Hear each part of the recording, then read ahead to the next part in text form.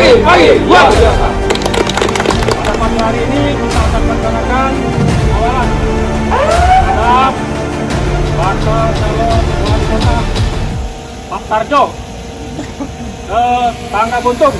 Untuk itu saya mengharapkan rekan-rekan baik sebagai insan, istri maupun driver untuk melaksanakan tugasnya masing-masing yang telah rekan-rekan pegang.